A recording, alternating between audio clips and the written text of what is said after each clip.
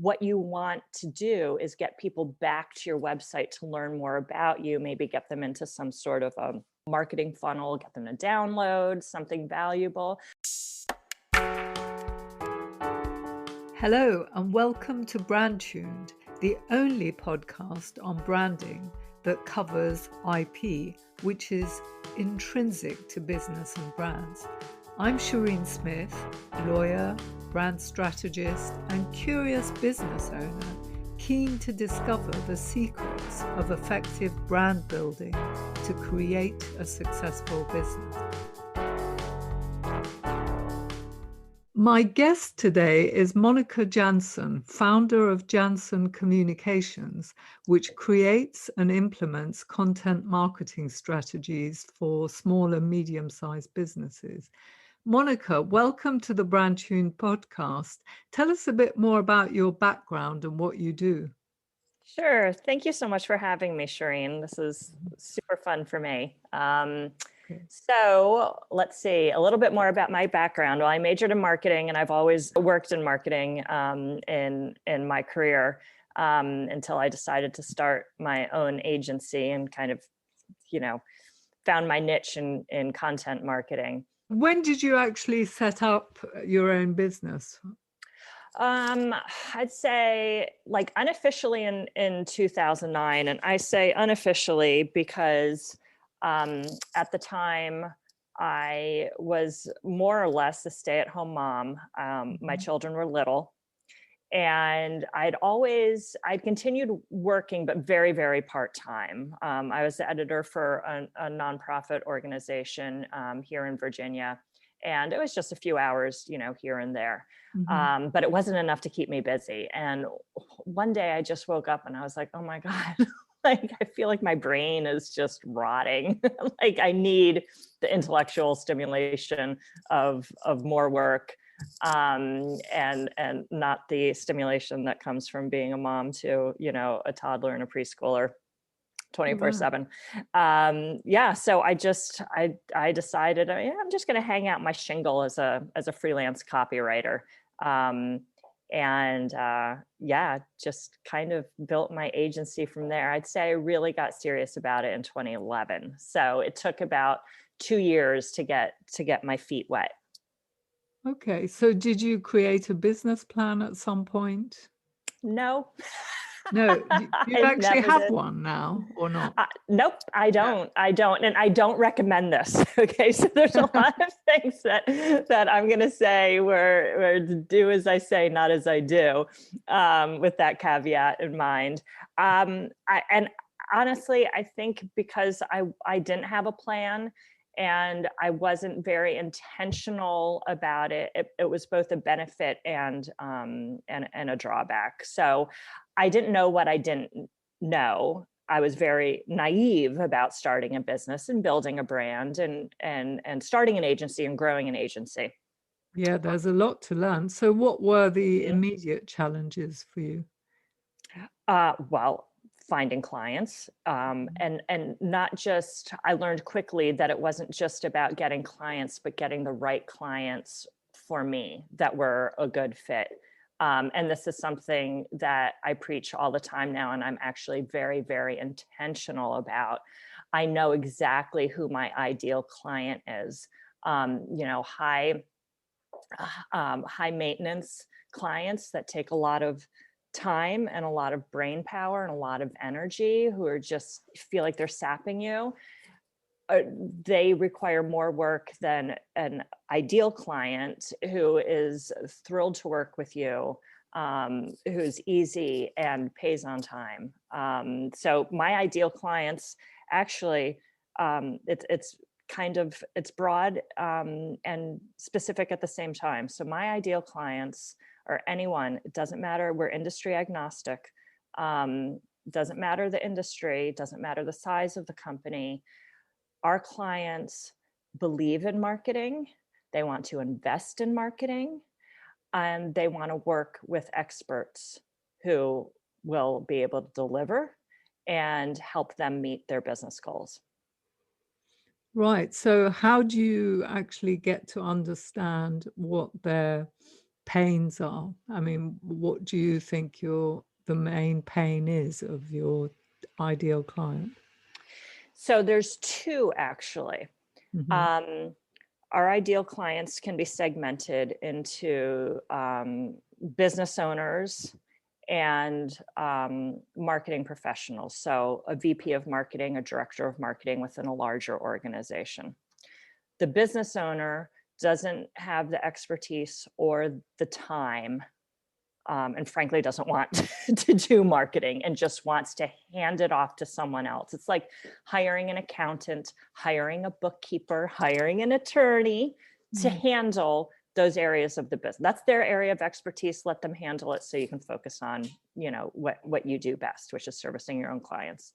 And then the marketing professionals, again, the VP of marketing, the director of marketing, they even though they probably have a team, and it might just be one or two people, they don't have time to do everything that needs to be done.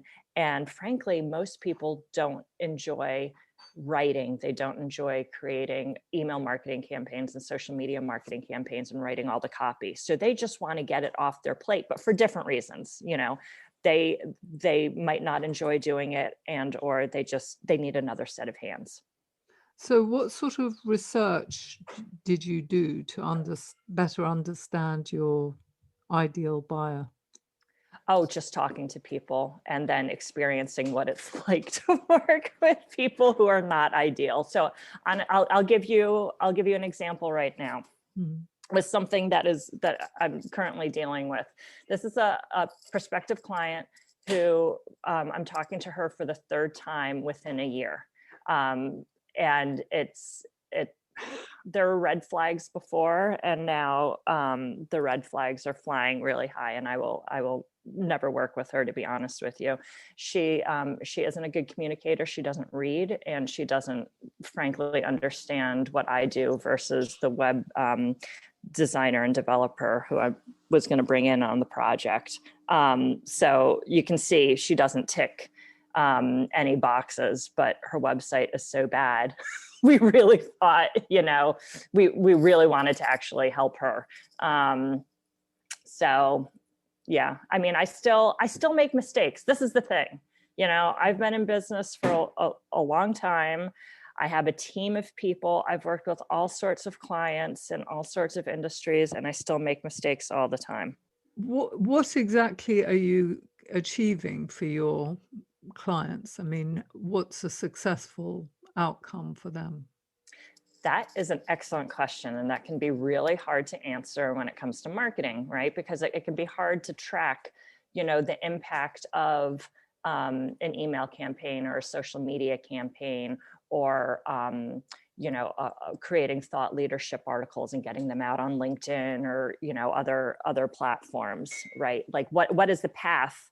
What is the journey that someone takes, from the initial contact, with a brand through to purchase.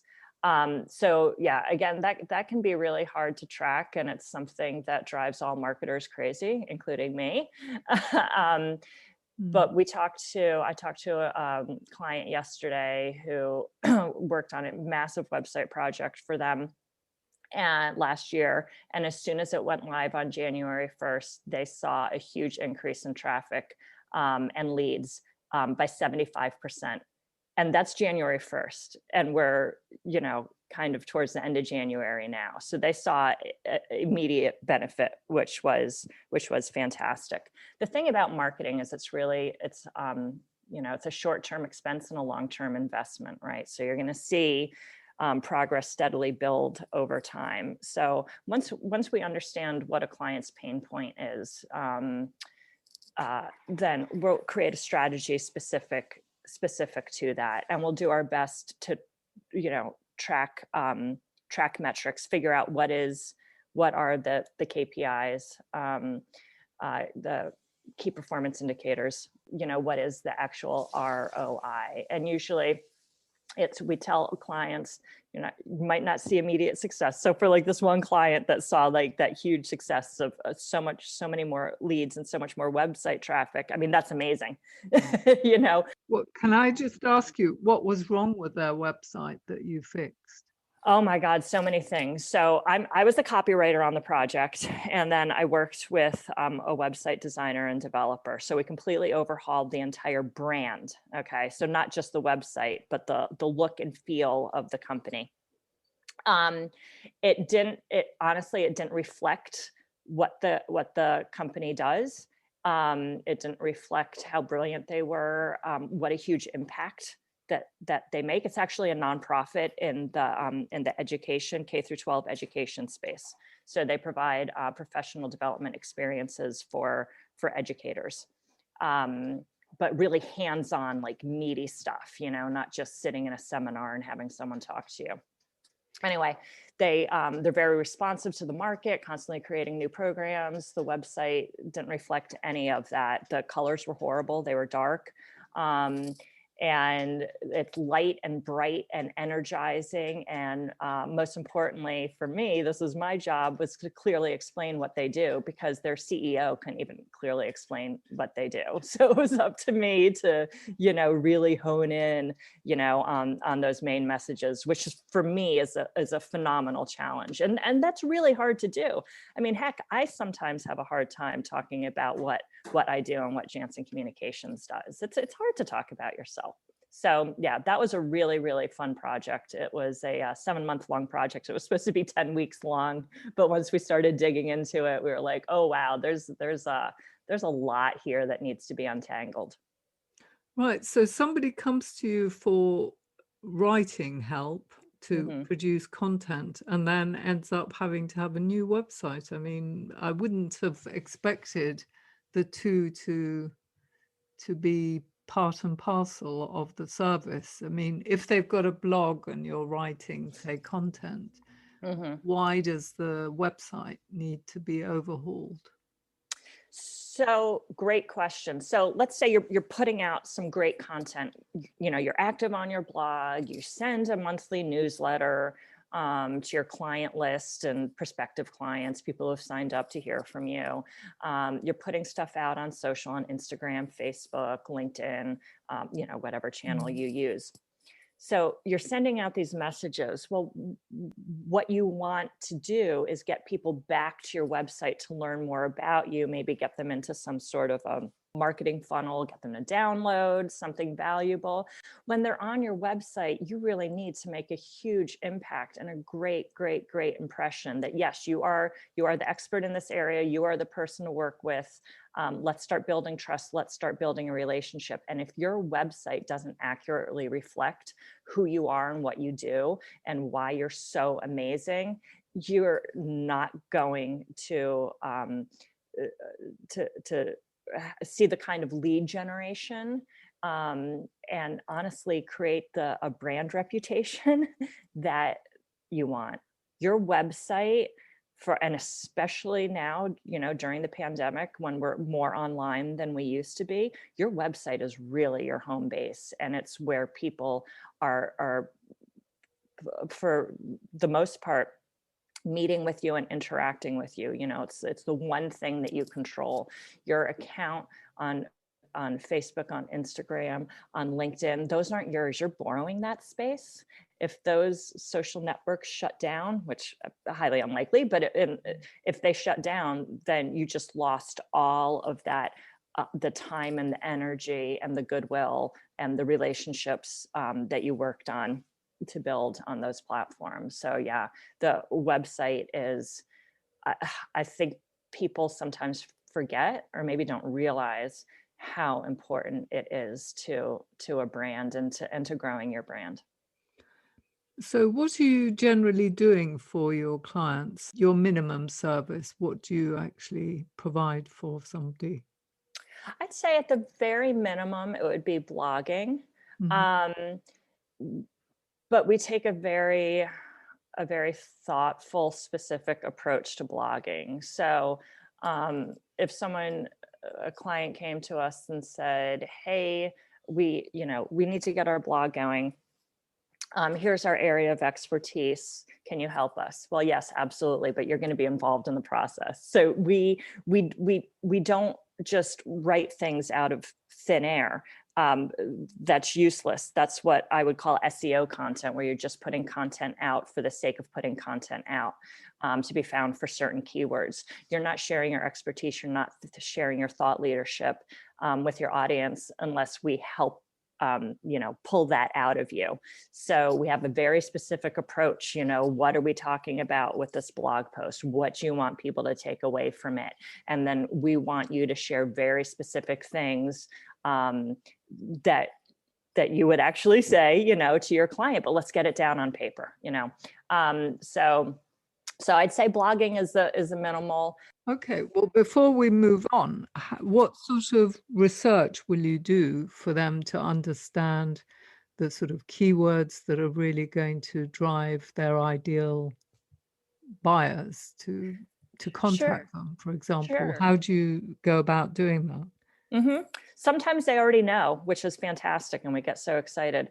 Other times it's just, this is going to sound silly. If they're not working with someone who already does search engine optimization for them, who already has the list of keywords, we will just go to Google. I do this for a client who's an options trader. I have to rewrite all of his blog posts because sometimes it's hard to figure out what his actual point is. But I've been working with him for so long, I can kind of think for him. At this point, I've been working with him for almost 8 years. So, and he never, ever uses a keyword when he writes a blog post. So I will literally open up Google search page and start typing in what I think the best keyword is, and just see what kind of search results I get. Anyone can do this. That's the most basic way to do it. I am not a search engine optimization or an SEO expert. That is, I know quite a bit about it, but it's definitely outside of my wheelhouse. We cannot do that kind of really deep research. We'll do what I just explained, surface research. So I always like to see clients who actually work with an SEO expert, because it will make a big difference for the website. Right. And you don't suggest the blog topic, you expect the client to suggest it. Correct. Correct. And so you write this blog with their help. What do you do after that? Okay. So the beautiful thing about talking to them on the phone and getting all of this information from them, straight from the horse's mouth, so to speak, we're taking notes as we go. And this is not just me, people on my team, that's the we that I'm referring to. We're using the words that they use and the phrases that they use, so the blog post sounds just like them. So we clean up our notes, probably move some stuff around, for better flow, to better connect, one thought to the next. We like to add a nice call to action at the end. What do we want the reader to do? Sometimes it's just, hey, try this exercise for yourself. Here's something that I do with my clients, or I've got an upcoming webinar on the topic. So, register to learn more. So we'll send it back to the client. They usually make very few edits because of our, process, just being able to talk directly to them and take their notes on the topic. And then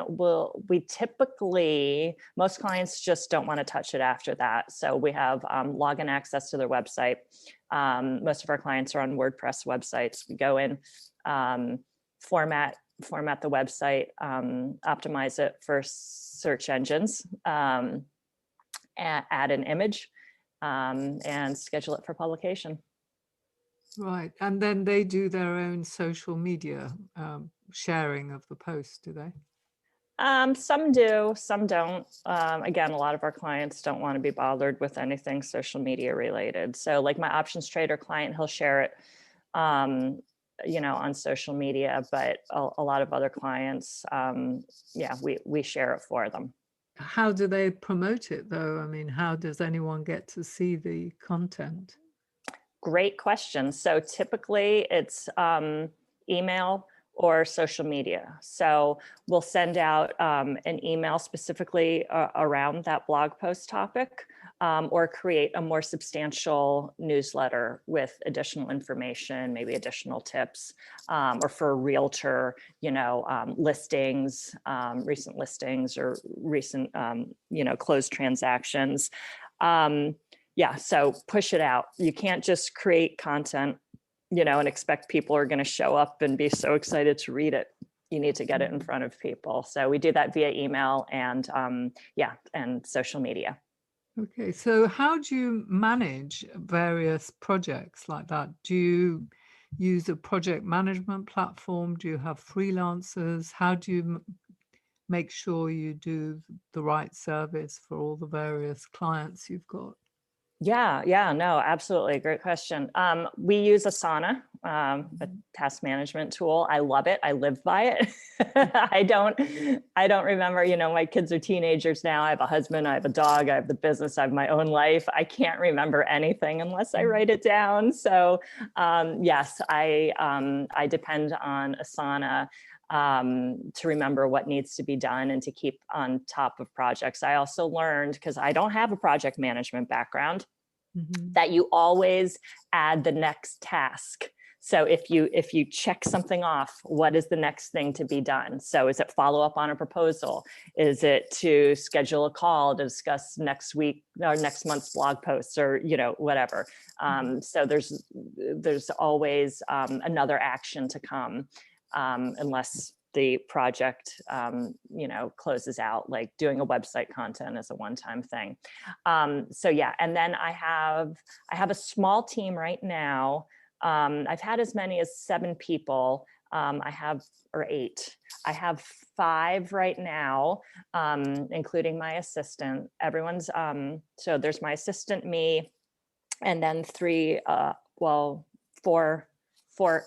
copywriters. They're all senior, they're all very, very experienced.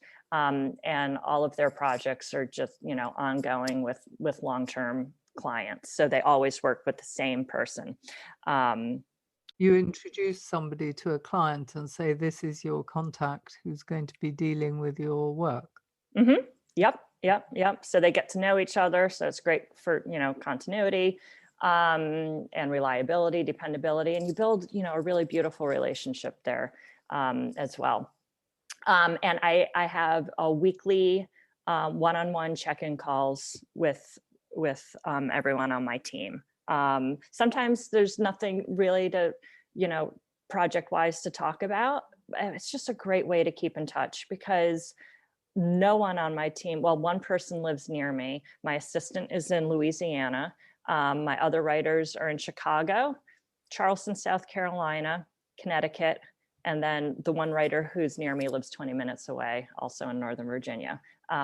So we're all remote. We've always been remote. And it's so important to really nurture those relationships. And again, the pandemic has taught us not to take anything for granted, I think. So I definitely don't take my team for granted. I absolutely love them.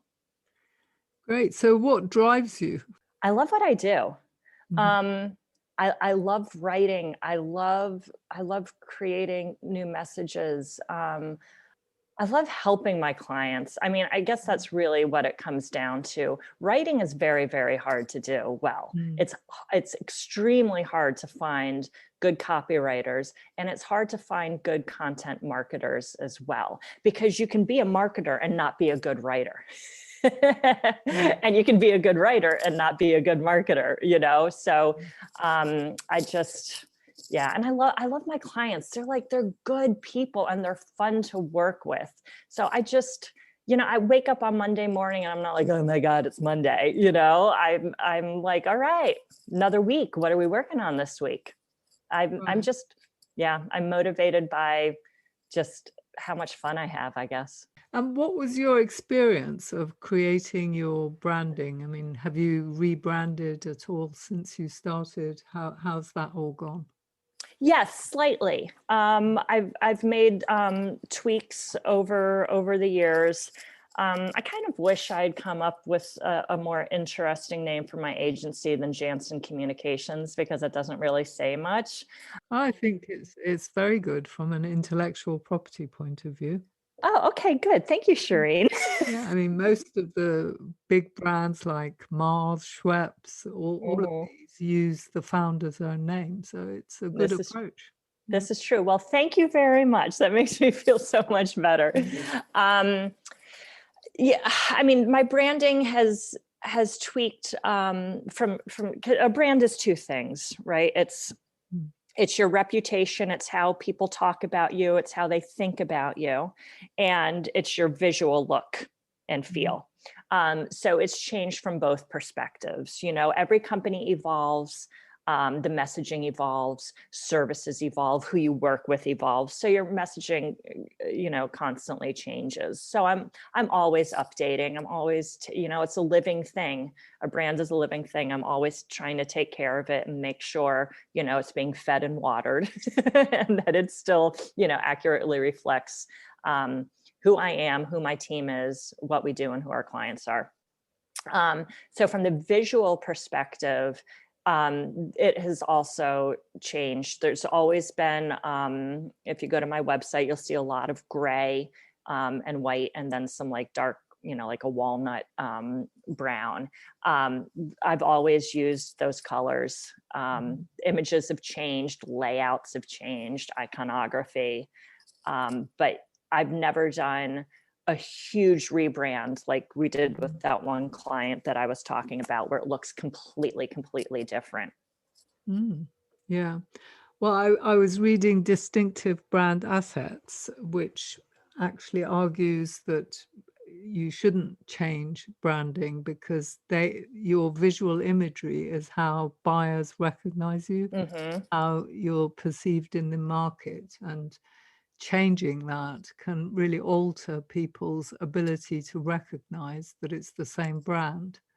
Oh So, gosh, absolutely. I mean, think yeah. about going, to the grocery store, and if you're looking for a specific label because that's what the label on the jar of pasta sauce has always looked like, and you can't find it because they Yeah, completely redid the exactly. label. It's so frustrating. So yeah, absolutely. What resources would you recommend to listeners who might be starting a content marketing agency or some other agency? How can they, go about setting up their business to avoid mistakes, get there more quickly, so to speak? Do you have Yeah. any suggestions? Yes, find other agency owners, Mhm. and ask to talk to them. I am always happy to do this. I just talked to someone a couple of weeks ago, who is thinking of going out on her own, and setting up her own shop. Um, we're happy. I don't see other agencies as competitors. I'm Right. happy to help. I didn't have anyone to talk to. I didn't really have much of Yeah. a network. I didn't know that I should do this. It'll save you so much time and energy and headaches down the road. Just talking to people who have been there and done that. And I mean, some people might say no. I mean, maybe one person, out of 10 will say no. But in my experience, people are always happy to share Mhm. their experiences with others. And again, I'm always more than happy to do that. I would also talk to an attorney like Shireen, like you. It's so important to have all of your ducks in order. I have an attorney. I have contracts. I have very specific language that I use in contracts with clients, and with independent contractors when I bring them onto my team. It's so important to have your legal ducks in order. I can't stress that enough. Yeah, absolutely agree. So thank you very much indeed, Monica. Just one last question is, what is a brand you particularly admire and why? Oh boy. Oh my gosh, that's such a good question. Because I'm over here in the United States, these might be brands that are unfamiliar, Mhm. to the UK audience.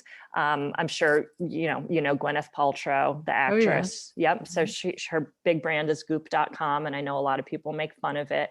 I think it's great because it's so consistent. You know what to expect from Mhm. her, and that's really big for a brand. I appreciate a lot of the content that her team puts out. I think it's interesting. It's thought-provoking, which I also appreciate from a brand. There is a professor at the Stern School of Business at NYU, New York University, named Scott Galloway. He has built an amazing brand. He puts out a blog post every week that I consider a must read. Really? Yep. Yeah, he's phenomenal. So those are the two that spring to mind. And notice both of these brands that were driven by a personality. I think that's really important. We really need those connections. I don't, like you brought up Mars and Schweppes before, Shireen. Do any of us feel like a connection to those huge, massive global brands? Probably not. We connect to individuals. So the brands that I most admired, there's an individual behind it, or individuals who you can feel a connection to. Yeah, I mean, like Branson, all these very high profile entrepreneurs, they really connect with people out there, don't they? Tesla's, I can't remember his name. Elon Musk. Elon Musk, yeah. He's weird, but yeah, I mean, he's a person. But Richard Branson, right? I mean, everyone knows his story. He's an amazing entrepreneur. He has an amazing background. He's had such an extraordinary career. I like to learn from people, not from things. Great. Well, thank you very much then. You're welcome. Thank you, Shireen. It's been a pleasure. That's it for this week. Do subscribe to the Brandtuned newsletter to get weekly updates. I'd also love to get your feedback. Just send me an email to info@brandtuned.com. Finally, if you liked the episode, please do share it with your friends and colleagues and review it on iTunes or whichever platform you use to listen to podcasts. If you leave us a 5-star review, it means more people will listen and we can spread the word much more quickly about the podcast. Thank you and bye for now.